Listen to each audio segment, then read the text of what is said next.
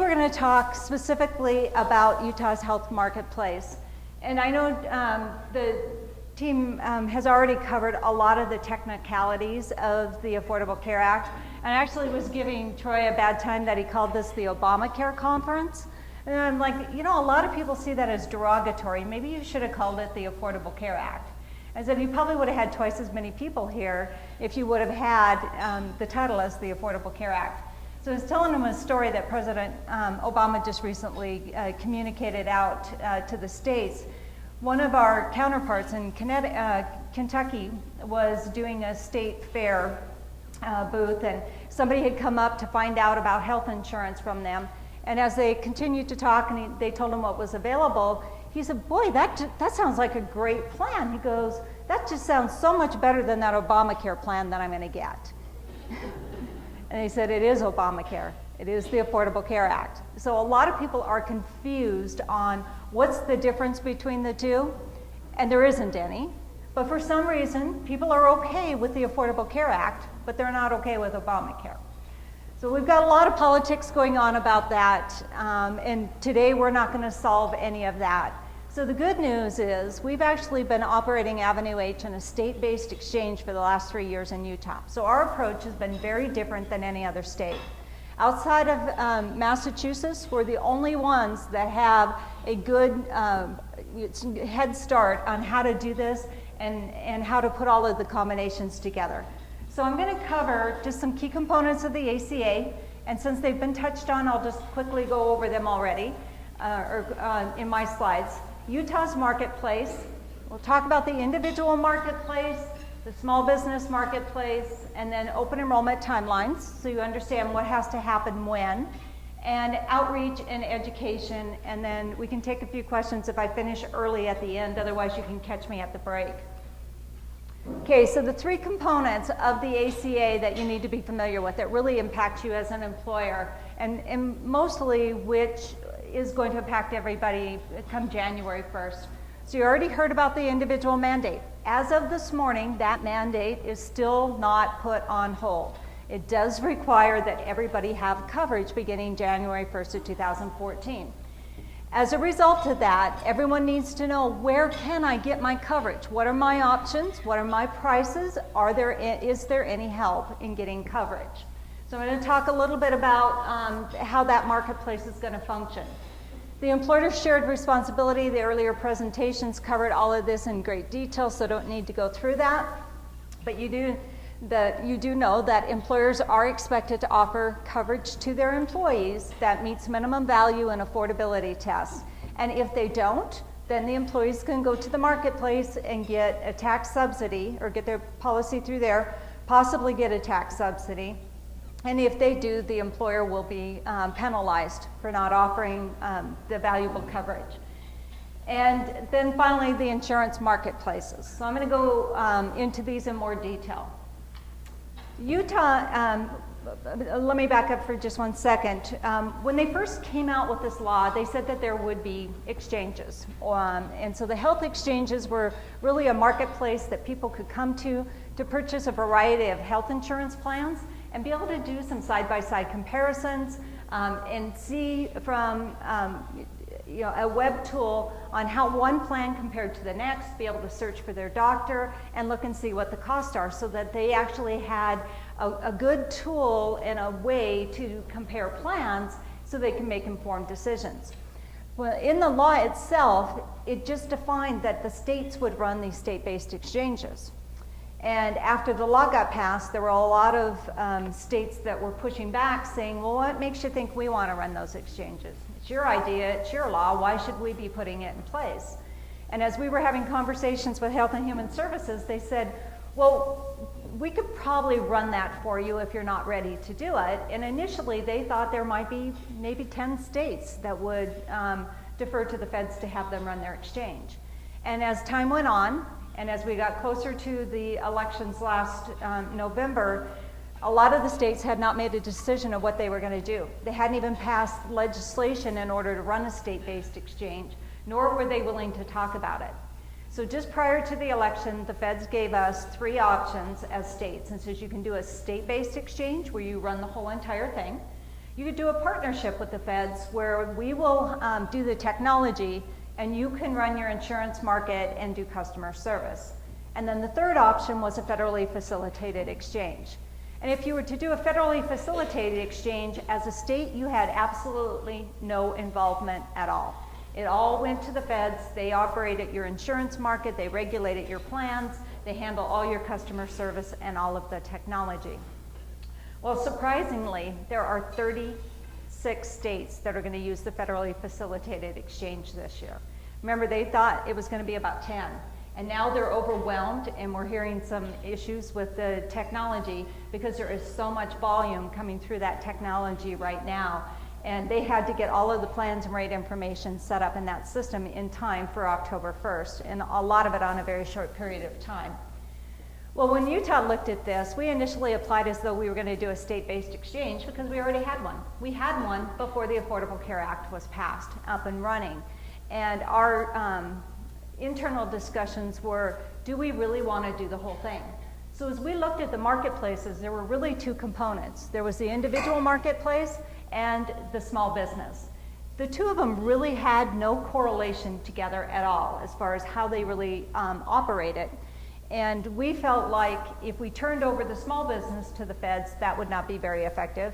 Nor did we want to take the individual market, at least this first year, until a lot of the rules and regulations got finalized. And because the feds were not making rules in a timely manner, we did not feel like we could be successful implementing it and being a very good customer service for everybody this year. So we, in working with the legislators, came up with another option. So we call it a bifurcated approach. And you may have heard this, you've seen it on the news or heard some of the talk shows about it. But what it is we're splitting responsibility with the feds. So we call it the fourth option. So it wasn't the first, one of the first three, it was the fourth. And in the option, we said there are some things we want to do and some things we'd like you to take whole ownership for. So the easy way to define it is the federal government is going to run the individual marketplace, which is at healthcare.gov. And Utah's going to run the small business, which is Avenue H. So we'll continue to do what we've been doing for the last 3 years. And I'll tell you more how our program works. And then the next thing was we retain control of our insurance market. So our Department of Insurance and the Insurance Commissioner has total control over regulating our insurance market here. Regulating the rates and the plans and making sure that all of the rules around transparency and market conduct are in alignment with state laws. And then the last item is our Department of Health owns the responsibility for Medicaid final determinations. We didn't want the federal government setting a one-size-fits-all rule to Utah. We said you can make an assessment, but you cannot make it a final determination. So we still own that responsibility. Our proposal, and some of the states and people said, you're nuts to go out and ask them for this. And I think we caught them at the right time. They wanted states to be successful. They couldn't find a reason why not to have us do our state-based exchange. So on May 10th, they approved it. We actually had verbal approval at the end of February, but it took some final negotiations with some laws in order to get it worked out. So they did make the announcement on May 10th that we could move forward with this. And yesterday, I just received a letter from Secretary Sebelius of the Health and Human Service giving us a final conditional approval to operate the small business exchange. And we'll get a final one at the end of the year. So here's kind of what it's going to look like from a consumer perspective. You're going to have two marketplaces. As I mentioned, the individuals and families are going to go to healthcare.gov. That is the customer service number. That's the one you need to call when you need any help on the individuals and market, or the individuals and family side of it. Now, the intention of the individual marketplace is to service the individuals and families that don't have coverage through another source, and I'll talk about that in just a minute. In that system, there's both private and public insurance. So our government programs like Medicaid and CHIP are in that particular marketplace. Even though we're still doing some of the determination at a state level, the Medicaid is considered part of this program. And then the private insurance, there are 6 insurance carriers participating in the state of Utah that will be operating 97 different healthcare plans in the individual marketplace. So we're not purchasing plans that are outside of the state. These are all carriers that are familiar with the market, all providers that everyone uses today, and all of the facilities. When you go out to healthcare.gov, this is where you're going to find the single application. And the application is one that you can do online. We actually recommend that you do it online through the healthcare.gov site. When you do that, though, make sure that you are prepared with all the information you need. You'll have to have all your tax information, Social Security information, all your tax-dependent information. And it's going to go through a process in the application to validate against the federal hub the data that you're entering into the form. So the first thing, have any of you guys heard about the federal hub before? Maybe a few people? Well, the federal hub are 3 databases that we use to or I shouldn't say we, the feds are going to use to validate the information that's entered on the applications. The federal hub is made up of 3 different systems that house data. So the first one is the Social Security Administration. So when you enter in the socials, it's going to go hit the Social Security Administration database and say, is this a valid social? Second one it's going to do is Homeland Security. It's going to say, is this person a U.S. citizen or a legal immigrant? And then the third one it's going to hit is the Treasury. It's going to go to IRS and verify that this person files taxes and that the tax income information and tax dependents listed are accurate. So it's going to do this real time through the process when you do it online. Now, if you don't want to do it online, you can do a paper app. You can do it over the phone. You can also get a navigator to help you do it online. Anyone that, or a broker, anyone that does it will have, if you ask for assistance, will end up doing it online. I would highly recommend never filling out a paper form because there's no way to validate the information and who knows where it's going to go. It's going to go sit at some government facility for months before somebody gets around to working it and actually keying the data into the database. So online's the best method in which to do that. So the first thing it's going to do after it goes through that validation and turns back yes answers to everything, it's going to determine if you're eligible for Medicaid. So for those people under 100% of the federal poverty level, they will most likely be eligible for Medicaid. If they are, that record's transferred back to Utah to our Department of Workforce Services, and they will do a final determination if it meets Medicaid. And if it does, they'll keep the record.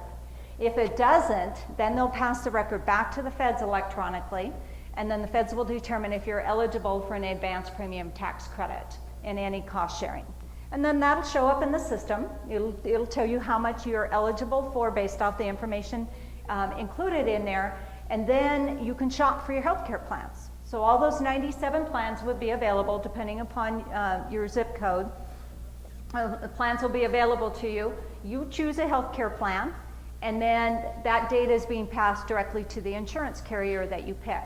The insurance carrier will pay, invoice you the net amount minus any tax subsidy. So you'll pay the carrier directly. After this initial application process, you actually don't interact with the solution anymore.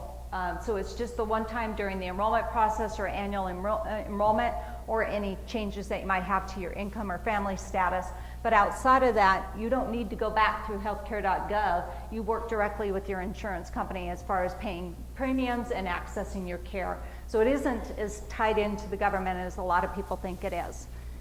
So then the next one is Avenue H. So 2 different portals that you're going to go into. Ours is at avenueh.com. We are focused on small business, and I'm going to give you some more of our components in just a minute. Everything that we have on our side is private insurance. So we don't have any government programs. We don't have subsidies that are being offset by the federal government inside the small business side. So let me talk a little bit about rates. And I saw this on some of the previous slides.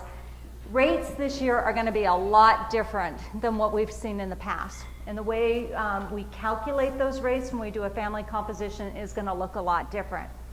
So the first thing is you need to know under the guarantee issue and pre-existing condition clause of the law is that we now have to change our rating methodology to a modified community rating. And for all of those who are not actuaries or understand that piece of it, basically it means we're going to set the rates up front based off of an unknown population of people, an unknown health risk. And doing that means that we've got to make some assumptions of what that risk is going to look like. So the modified community rating means that everybody in a certain age will have exactly the same rate, regardless of their health status, the industry they work in, the family that they work with, or they're part of, and the group that they're part of. None of that matters anymore. If I have two individuals that are 35 years old, male and a female, that live right next door to each other, both of them are going to get exactly the same rate. And that's a big change from what we've had in the past. All of our group ratings, small group ratings, have been health underwritten, and your rates have been dependent upon the company you keep, who's in your family, who's your coworkers. Those make a big difference on what your rates are. And in 2014, that will change. So the modified community rating is a big part of it. The only thing that they can do is off of age, geographic location, tobacco use, and family composition. And so the way this works, there are 6 geographic locations within the state. Cache Valley is one in its own, and I think it's our geographic location number 1. If you're applying for individual coverage, the geographic location will be your address. If you're doing group coverage, geographic location is the primary place of business for the group. The individual's location doesn't matter. Then, and that's just a case characteristic, we call it in the rate part. Then the tobacco use. Anyone over the age of 18 who has used tobacco could potentially be charged a surcharge. That surcharge could be up to 50% of the premium cost, depending on how the carriers did it. We do know in Utah our carriers did file tobacco surcharges, not all of them did. So you'll have to do some comparisons when you're looking at the rates. And you will see a lot of that happen. Now, if they do have a tobacco charge, the carriers have to offer you a wellness program. And it's not at the employer level, but it's at the individual person's level. So if somebody says, yes, I am a tobacco user, charge me the higher rate, please, that goes into the system and sent to the carrier electronically. That carrier then has to make sure that individual has offered a wellness program that includes a smoker cessation program so that they can have an opportunity to reduce their premium. If they complete it successfully, then the carriers have to notify us so that we can reduce the premium and notify who's ever doing the billing piece of it. So tobacco is going to be new for us this year. And then family composition makes a difference. So the way the rating works is anyone under the age of 20 has the same rate, but you count up the number of dependents that you have and you cap them at 3. So if you have 10 dependents, you're only going to pay for 3 of those dependents. If you have 1 dependent child under the age of 20, you'll pay for 1 child under the age of 20. Adults will be at the adult rate, so an employee and their spouse. And then you could have a college-age student, one of the young adults between 20 to, or from 21 to 26.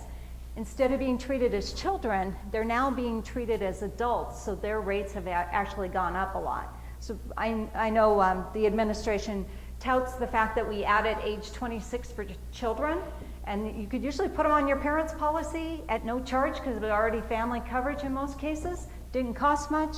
Now it's a huge switch. Those adult children actually do cost a lot of money. And again, I'm referring to in the individual and small business marketplace that those rates will be a lot higher.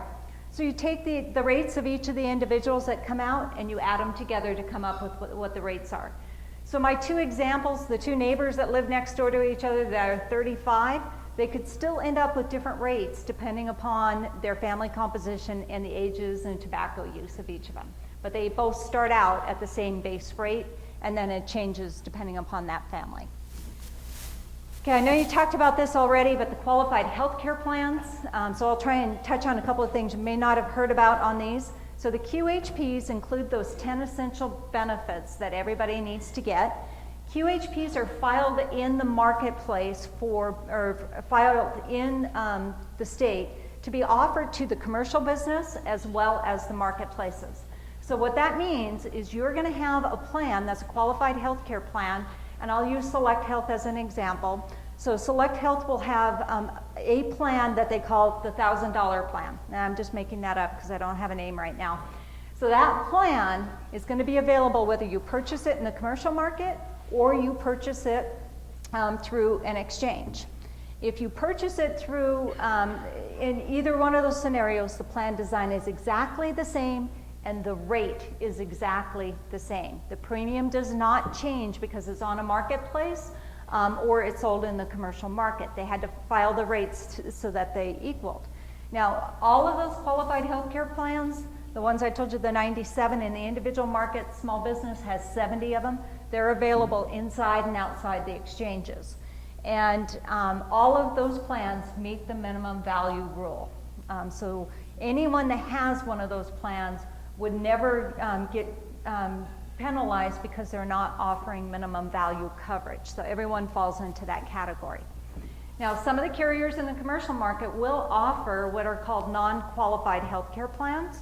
And those non-qualified plans are not the ones that would meet that, obviously, that minimum value requirement. It could, but in most cases they filed them differently just because of that reason. Okay. So a little bit about the individual marketplace again. Who is really eligible for the individual marketplace? This was intended to cover the uninsured and the underinsured. And lately, it's become the dumping ground for everybody. Everyone thinks this is where that we need to push off all the employees to go here. But really, this is who should be in that individual marketplace. It should be the unemployed. It's the part-time and seasonal and 1099 employees who do not get coverage through an employer. And then employers who do not offer group insurance. So you've got the small business that might have 2 or 3 employees. Then they have an opportunity to do Avenue H, but they can also have their employees go to the individual marketplace. Any dependents who are not offered group insurance through their either a parent or a spouse. So we know that, UPS came out recently and said that they're dropping spouse coverage. Under the law, they can do that. They are not required to offer coverage to spouses, only to dependent children up to the age of 26. So they could drop the spouses and say, if the spouse has coverage through their own employer, then we are not covering that spouse. And that's exactly what UPS did. I can tell you that's not new. I've been in this business, like I said, for 22 years, and I've been doing it with large employers for over 15 years. We've always done surcharges or requirements for spouses if they had coverage elsewhere not to add them on that large employer group. It's just catching a lot of attention right now because they have alternatives to put them in the individual marketplace. And then the next would be sole proprietors. If you are a single owner of a company, you're a hairstylist or you're a contractor, definitely you're going to go to the individual marketplace.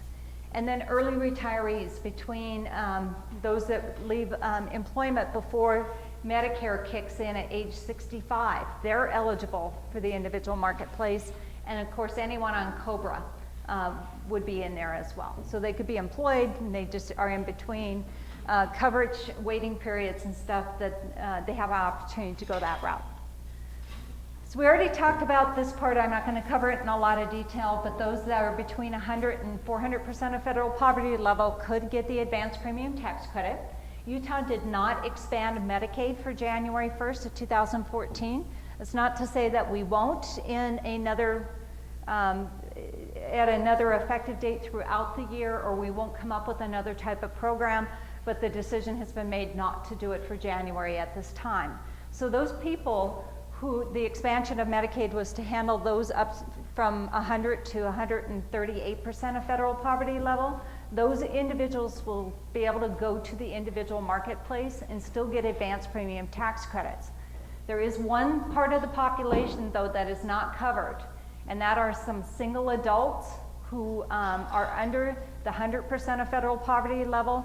they may still not have Medicaid eligible to them under the new modified adjusted gross income rules. So we anticipate that might be somewhere between 30, I'm hearing estimates somewhere between 30 to 40,000 people who would not have some type of coverage available to them. And some of those people can file an exemption from the mandate as well, and many of those people may not even want the coverage anyway. It's hard for us to tell that. So for now, no expansion on the Medicaid, but there are options for a majority of the people. And then on the advanced premium tax credit, you know that you can take it monthly or you can take it annually when you file your taxes.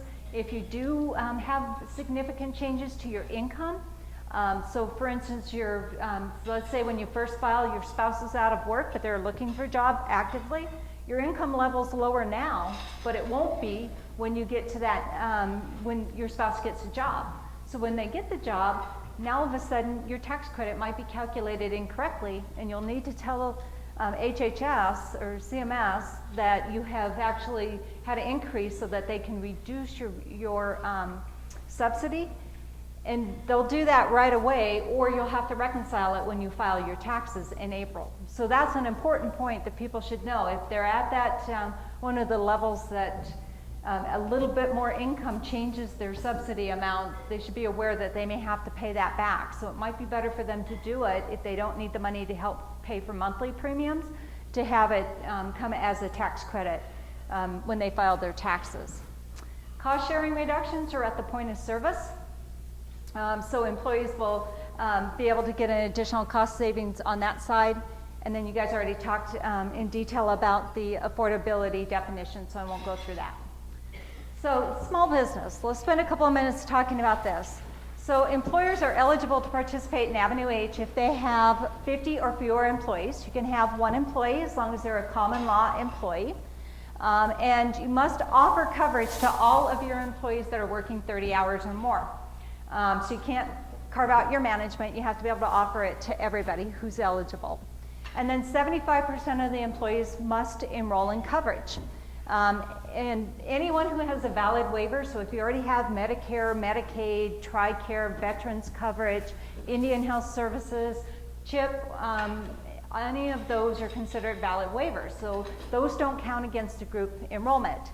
And then if you have group insurance from another source, like spouse or a parent, that is considered a valid waiver as well. And if you should happen to have somebody that gets a tax subsidy through the marketplace, they also are considered a valid waiver.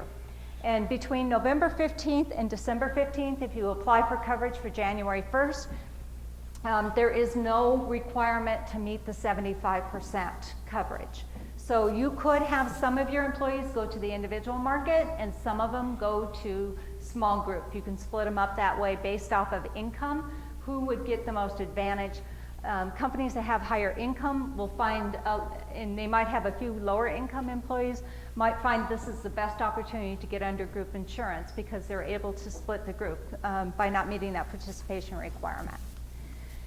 Next is our defined contribution. So this is unique to us on Avenue H. We allow employers to set the contribution based off of what they can afford. So it's a flat dollar amount. In the commercial market, you have to put 50% of the premium in order to get, or 50% of the employee premium in order to meet the participation requirement. Under Avenue H, it's whatever you can afford. It could be zero if you want to. We have been doing this for 3 years, and the average contribution's been $435 per employee per month. So what it's telling us is employees are contributing still. We've heard from many employers that they still will do that, but this does give them some flexibility on how they set that and determine what will meet their budget. And that allows them to be able to have a predictable budget year over year. And depending on what the employee chooses for plans, it won't increase the employer's costs. So that it's actually a very flexible arrangement for employers. Next is employee choice. So employees can have the choice between, on the Avenue H, we have 3 insurers, and there are 70 healthcare plans, 70 qualified healthcare plans between bronze, silver, and gold. We don't have any platinum plans that were filed for this year. There are 4 health savings accounts and 55 dental plans that will be available. So it's a one-stop shop for medical, health savings account, and dental at the same time. And there's plenty of choices for the employees.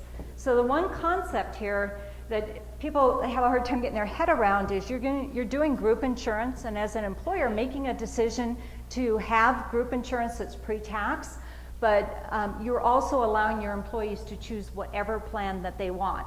So you just as a group say, I'm going to join Avenue H, and then the employee gets to pick any of those 70 healthcare plans that they want. So one of them might want to have a particular benefit covered and the other one doesn't. Another one wants a high deductible with the HSA. They can each pick something different that meets their needs and their family's budget.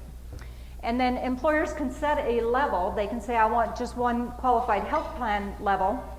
And if they say, I just want a silver level offered to my employees, they have to get every one of the silver plans that are available across all of the carriers. We actually recommend that they do the employee choice because there's no impact to the employer by letting the employees pick the plan that best meets their needs.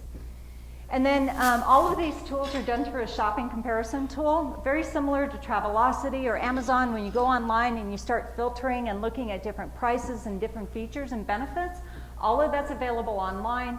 Full disclosure, all the benefits and all of the premium costs. So the employee can see total cost of the plan, the employer contribution, and the net out-of-pocket cost per month that comes out pre-tax for pre-tax benefits. And this allows us to create a lot of transparency and competition between the carriers now that their plans are in one system side by side. So you can get quotes through our site. I'm not going to spend much time talking about the small employer premium tax credit because you guys already covered that one in great detail. Again, it's for 25 employees with annual income less than $50,000 a year. You can get a tax credit up to 50%. So that benefit is only available on Avenue H in 2014. And then just a little bit about the exchange timelines. I know we covered this one in detail as well, but the individual marketplace is only going to be open for 6 months this year. Next year, it's only open for less than 2 months. So this year, we're giving it a longer period of time so that everybody can be aware of the mandate and have an opportunity to go through the application process and apply. If you apply before December 15th, your coverage is going to be effective on January 1st. If you apply before January 15th, your coverage is effective February 1st, and so forth throughout the next months. At that time, on March 31st, the window closes. If you don't have coverage, you're paying the penalty. If you don't have it through an employer, if you haven't purchased a private policy somewhere else, or you didn't purchase it through one of the marketplaces, or have government insurance, you'll pay the penalty. If you say that you want to pay the penalty, you don't want coverage, and you get in an accident and you're in the hospital in July, and all of a sudden realize I need coverage, you can't be sold an individual policy to cover you at that point. It's not a qualifying event to get in an accident and need coverage, so you have to wait until the next open enrollment period to get coverage for January 1st of 2015.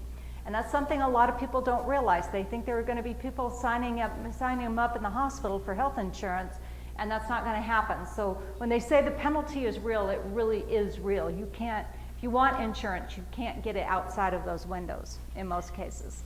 Now and the only way that you can get coverage is if you have a qualifying event. So a group that has an off January 1st effective date, if your group is eligible or effective on July 1st, any of your employees would have a qualifying event at that time. They don't have to worry about the open enrollment window. They could be eligible. They also, your typical ones of marriage, birth, adoption, loss of eligibility from another source, those would all still be reasons for a special event, enrollment event. And then for small employers, we're open every single month. We just have a 2-week enrollment period at the first 2 weeks of each month, and coverage is effective the first of the following month. All of the registration process is all done online, so you'll be able to get quotes and register online in a matter of minutes, provide the documentation, the employees can go and enroll. So it takes probably somewhere between 15 minutes to a half an hour to do the registration process, and then you just turn it over and let the employees go through the shopping tools and make their enrollment elections. And then finally, outreach and education. So you've heard a lot about navigators. Navigators are intended to reach the underserved market. They have cultural and challenging linguistic issues understanding health insurance. Their role is to go out and help people understand what might be available to them and that the mandate does exist and how do they get coverage. We have 3 organizations in the state of Utah that have been granted Navigator grants by the federal government. And those 3 organizations are finishing up their licensing from the Department of Insurance. They are Utah Health Policy Project with United Way, Urban Indian Center, and Utah AIDS Foundation. Now there are other people that might have licensed to be navigators, but they're not being granted by the federal government to do that. They still have to meet all the licensing. Their names will be listed on healthcare.gov. They'll also be listed on the Department of Insurance site. Our caution to you is to make sure that you are dealing with somebody reputable and somebody who has met that licensing. There are a lot of scams coming out right now, and we want to make sure that people understand that there are only a certain number of people that are licensed to do this. In addition, insurance brokers. So I'm a huge advocate, those in the room will tell you, I'm a huge advocate of the insurance brokers. We're dealing with issues that are complicated for people, and they are licensed professionals in this area. They're already bonded and have to put up insurance to make sure that they're representing the individuals appropriately in the small businesses. They will be participating in both the individual and the small business marketplace. Ours are listed on our website at Find an Agent. They had to go through credentialing requirements to be part of our process as well as the federal government process. So you want to make sure that they've got our logo on their website or on their business cards. Also on the federal site that you're able to find them. And there's 2 call centers. My number is different than the federal one, as you can see from the other page that I put up there. So you have to make sure you call the right one to get the right service. And when you call the federal one, they're not going to answer questions about small business. If you call us, we're not going to answer questions about individual markets, but we'll refer you to the right place. And then finally, outreach and education. There will be a lot of communication. There has been this last week on what are your options, where do you need to go to. So we want you to just be aware to pay attention to the communications, and really the 2 places that you need to know in Utah are healthcare.gov for individual and avenueh.com for the small business side of it.